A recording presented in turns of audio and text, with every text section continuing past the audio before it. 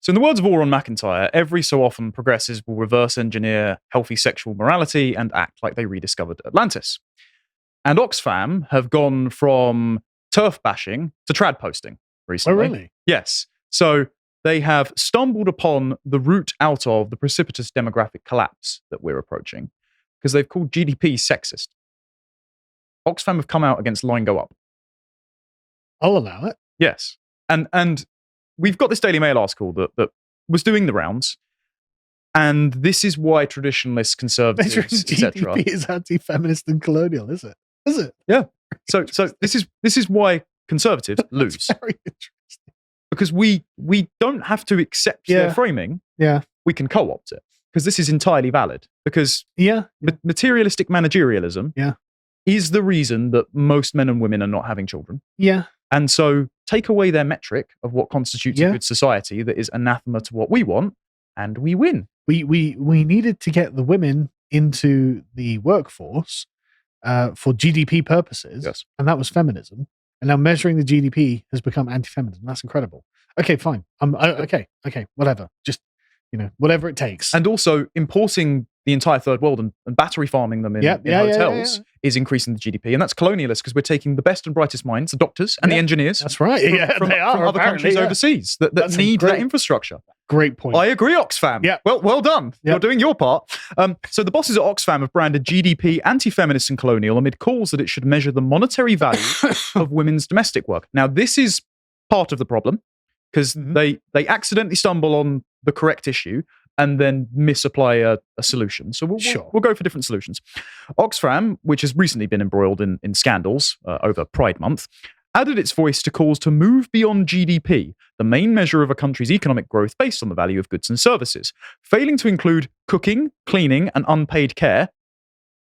Very stereotypical, but I'm on board. Much of it carried out by women. Yeah, no, I totally endorse. Yeah. Yes, in the calculations ultimately mean these activities are not valued properly, Oxfam said. It added, market relations are given precedence over family and social relations, individualism over solidarity and interdependence, rational choice over well-being. Women are rendered... That's really conservative. That's really good. Yeah.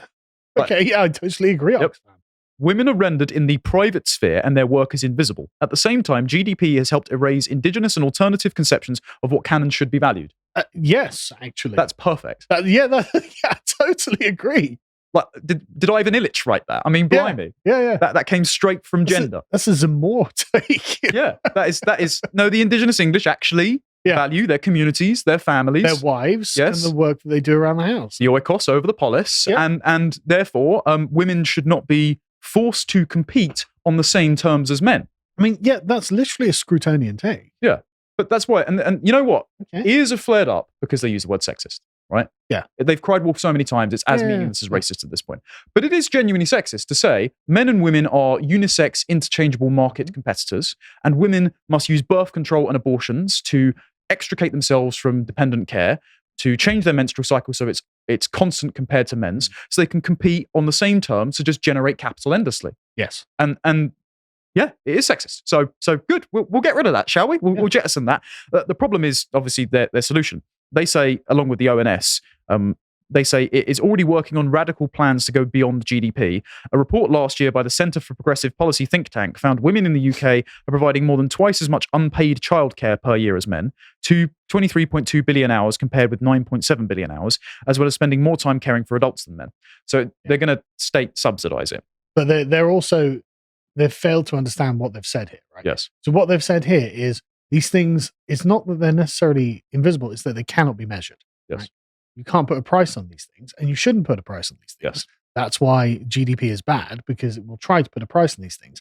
And then they have tried to put a price on these things. Yes. So jettison the managerial heuristic. Don't try and subsidize it. That's the wrong thing. And also the typical feminist canard in there that we've consulted when we've attacked Beauvoir before in our great video, first one, Evil Origins of Feminism, is that unpaid childcare, so motherhood, right? Yes. If it's unpaid, how do you have a house? Oh, it's subsidized by your husband who finds it really meaningful to spend all this time going to work in order to provide you a lifestyle because men actually want to take care of their women and children. So I don't like the way that they're framing this, though, because it splits up the family unit, right? Because I view the income into the family as the family income. Yes. And that's surely also how the legal system views it, which is why women get half of the assets upon a divorce, right? Because it was the family that built this thing together. And so she is taking care of the children and the household, which is an entire job in and of itself. And he is taking care of the economic activity of the family unit. For them to try and value that, again, it's about making distinctions within the family and to break it apart conceptually. Yeah. Which I take objection to. And prior to industrial wage labor, this was how it was done. You would have men and women specified work conducted according to time, place, tools, traditions. And you get things like women were paying the feudal lord their version of rent in chickens, because chickens were the easier livestock for women to farm and harness, because they weren't as strength intensive, and you could just collect the eggs and bring them in and preserve them. If you'd like to learn more about that, I'm happy to announce that because you guys liked Evil Origins of Feminism Part 1 so much, we did a Part 2. It's not staged on the website yet, but here's the thumbnail. So it's going to be fun. Going to be out next week. We had a 3-hour chat about it, and it's fantastic. So properly paradigm shifting. And the reason we need to understand this paradigm shift away from material managerialism back to the ambiguous complementarity of the sexes as part of the family unit is because there is a precipitous population collapse on the horizon that we're currently going through the first tremors of before the earthquake properly hits. It's and the thing is, though, it's kind of inevitable. That's the thing, like, because it happens over a long period of time. Like for Italy, for example, is a fertility rate of 1. Yes. Which is atrocious. Italy, Germany, and Japan all had their fertility drop off at the same time, which was around 1971 to 1973. Yes. And those are the seismic economic shocks of the oil crisis. And also the introduction of birth control. Yes. Which I think is really the main issue, to be honest. But the point being, this is a slow-moving but kind of inevitable car crash. I don't think it's as inevitable. Hopefully we can avert it. In certain pockets, at least. And we go through some of those solutions in here. But just to look at how dire the situation is, lots more data has been coming out fairly recently. There was a Pew Research survey at the end of June on the 28th, and they found that a record high of 40-year-olds have never been married. It's reached a quarter now.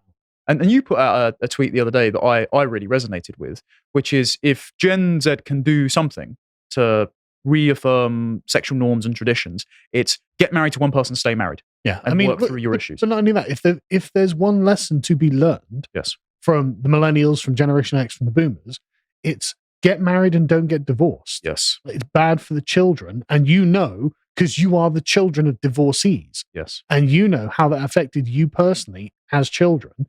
So, okay, look at that, learn from it, and be like, okay, well, really what we want is to form lifetime partnerships with the people that we love. Yeah, break the cycle and give your children all the things that you were deprived of by the dissolution of your family unit. Exactly. The problem is most of them aren't even starting relationships because another historical... I'm not saying it's easy. I'm not saying it's simple, but you know what the mission is because you lived through the consequences of not having those things. Yes. Another historically unprecedented statistic, that's that button, is that 27% now of men 18 to 30 have reported never having an intimate partner. Oh, I saw another stat the other day, which is more than 50% of women under 30 don't have children in the UK now. Yes, we'll get to that in a moment. Oh, sorry, yeah. No spoilers, don't worry. Yeah. There's also 28% have reported, this was 2018 to 2019, having no sex in the last year. So our generation are having quite literally a sex recession. Yeah. And we know that people in marriages, despite all the boomer jokes, have more regular sex. So the marriage deficit and the fertility deficit are intertwined. I mean, weirdly, if you sleep in the same bed as a woman, you end up having sex with her. Yes, unless she's got a headache, of course. And then there's just a general attitude malaise. Some of this has been blamed on climate change, but of course that's by most of the centre-right outlets looking to easily blame a modern malady rather than technological problems and the failure of them to assert a moral narrative to conscript ourselves into. Because there was a recent Telegraph survey that found only half of Gen Z and millennials plan to start families. One poll, sorry about that, among 1,000 people aged 18 to 34, found that 1 in 4 had ruled out having a baby completely. Just 55% said they planned to have children, and the 20% were unsure on what they want to do. Despite this, 71% of adults said there was a societal pressure to still have children, with 40% feeling this from family members. Good, because literally if you don't have children, our civilization doesn't continue. Yes, but... You have to. But the motivation they most reported was being self-centered, with 49% saying more time to focus on myself. Oh, yeah, you're the important person. Focus on yourself. You're so interesting. You can only develop up until a certain point where you can pay that forward nobly onto dependents. Otherwise, no. Well, I'm going to develop myself and then die and pass on nothing to anyone else. That's me. I'm the child-free 18 to 30-year-old. Oh, shut up. Yeah. You irresponsible children. And also, the lie that's being sold to these people. Sorry, this really.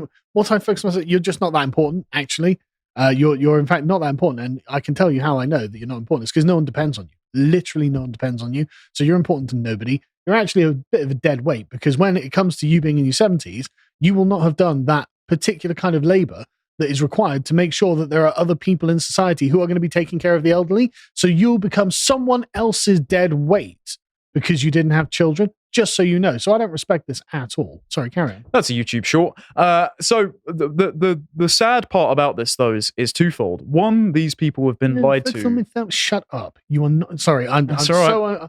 I hate this so much. I just you selfish idiots who are literally going to be in the ruins of our civilization, being like, well, at least I read that book. But I don't think they will. I think most of them will reach the age of where it is too late because they fail to understand that the fulcrum point of where there's a 50% chance if you'll ever have children is not 40, it's 30. And people leave it too long to find a partner, to get their nest in order to have kids and actually commit to doing it. Yeah. And then when it comes to such a time where their mindset changes and biology kicks in and they're less selfish, if they get off birth control in many women's cases, then they're going to realize the long and lonely existence they've brought upon themselves.